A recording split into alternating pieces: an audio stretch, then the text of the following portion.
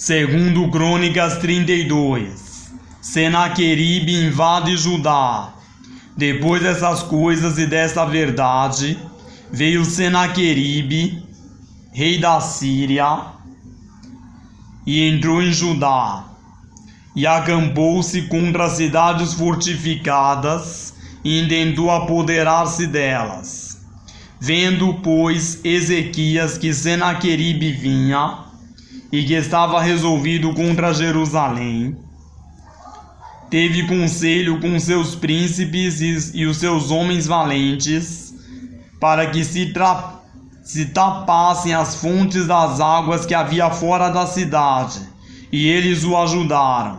Assim muito povo se ajuntou e tapou todas as fontes, como também um ribeiro que se estendia pelo meio da terra, dizendo: porque viriam os reis da Síria e achariam tantas águas? E ele se animou e edificou todo o muro quebrado até as torres, e levantou outro muro por fora, e fortificou a Milo na cidade de Davi, e fez armas e escudos em abundância. E pôs capitães de guerra sobre o povo, e reuniu-os na praça da porta da cidade, e falou-lhes ao coração, dizendo: esforçai-vos e tende bom ânimo, não temais nem vos espanteis por causa do rei da Síria,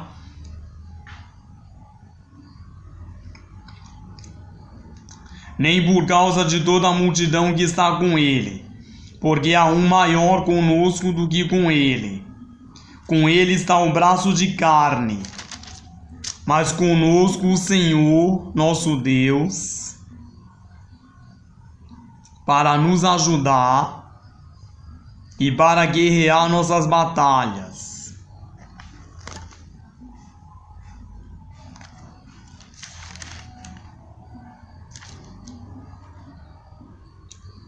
E o povo descansou nas palavras de Ezequias, rei de Judá. Depois disso, Senaqueribe, rei da Síria, enviou seus servos a Jerusalém, a Ezequias, rei de Judá, e a todo o Judá que estava em Jerusalém, dizendo: assim diz Senaqueribe, rei da Síria: em que confiais vós para vos deixar de sitiar em Jerusalém? Porventura não vos incita Ezequias para vos entregar para morrerdes à fome e à sede, dizendo: o Senhor nosso Deus nos livrará das mãos do rei da Síria? Não é Ezequias o mesmo que tirou os seus altos e os seus altares, e falou a Judá e a Jerusalém, dizendo: diante de um único altar os prostrareis, e sobre ele queimareis incenso? Não sabeis vós o que eu e meus pais fizemos a todos os povos das terras? Porventura puderam de qualquer maneira os deuses das nações daquelas terras livrar o seu país da minha mão? Qual é de todos os deuses daquelas nações que meus pais destruíram o que pôde livrar o seu povo da minha mão, para que vosso Deus os possa livrar da minha mão?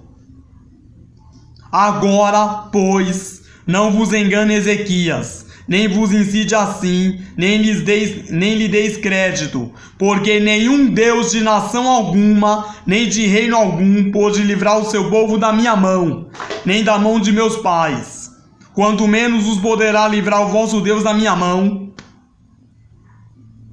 Também seus servos falaram ainda mais contra o Senhor Deus, e contra Ezequias, o seu servo.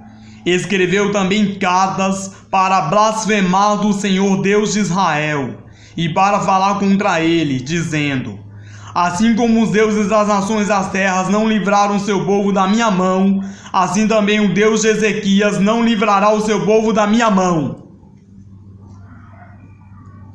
E clamaram em alta voz em judaico contra o povo de Jerusalém, que estava em cima do muro, para os atemorizar e os perturbar, para que tomasse a cidade. E falaram do Deus de Jerusalém, como dos deuses dos povos da terra, obras das mãos dos homens, Porém o rei Ezequias e o profeta Isaías, filho de Amós, oraram contra isso e clamaram ao céu: Deus destrói o exército de Senaqueribe. Então o Senhor enviou um anjo que destruiu a todos os homens valentes, e os líderes e os capitães no arraial do rei da Síria. E envergonhado voltou à sua terra. E, entrando na casa de seu Deus, alguns dos seus próprios filhos o mataram ali à espada. Assim livrou o Senhor a Ezequias e aos moradores de Jerusalém da mão de Senaqueribe, rei da Síria, e da mão de todos. E de todos os lados os guiou.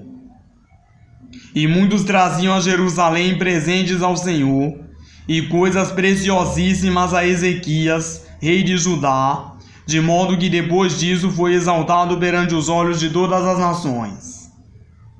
Doença e morte de Ezequias.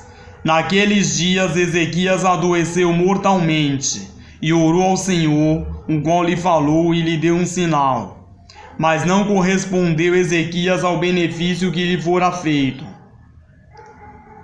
porque o seu coração se exaltou. Por isso veio grande ira sobre ele e sobre Judá e Jerusalém. Ezequias, porém, se humilhou pela exaltação do seu coração, ele e os habitantes de Jerusalém. E a grande ira do Senhor não veio sobre eles nos dias de Ezequias. E teve Ezequias riquezas e glória em grande abundância. Proveu-se de tesouraria para prata, ouro, pedras preciosas, especiarias, escudos e toda espécie de objetos desejáveis. Também de armazéns para a colheita do trigo, e do vinho, e do azeite, e de estrebarias para toda espécie de animais e de currais para os rebanhos. Edificou também cidades e possuiu ovelhas e vacas em abundância, porque Deus lhe tinha dado muitíssimas possessões. Também o mesmo Ezequias tapou o manancial superior das águas de Giom, e as fez correr por baixo para o ocidente da cidade de Davi, porque Ezequias prosperou em todas as suas obras. Contudo, no tocante aos embaixadores dos príncipes de Babilônia, que foram enviados a ele, a perguntarem acerca do prodígio que se fez naquela terra, Deus o desamparou, para prová-lo, para saber tudo o que havia no seu coração. Quanto aos demais atos de Ezequias e às suas boas obras, eis que estão escritos na visão do profeta Isaías, filho de Amós, e no livro dos reis de Judá e de Israel. E dormiu Ezequias com seus pais, e o sepultaram no mais alto dos sepulcros dos filhos de Davi. E todo Judá e os habitantes de Jerusalém lhe fizeram honras na sua morte. E Manassés, seu filho, reinou em seu lugar.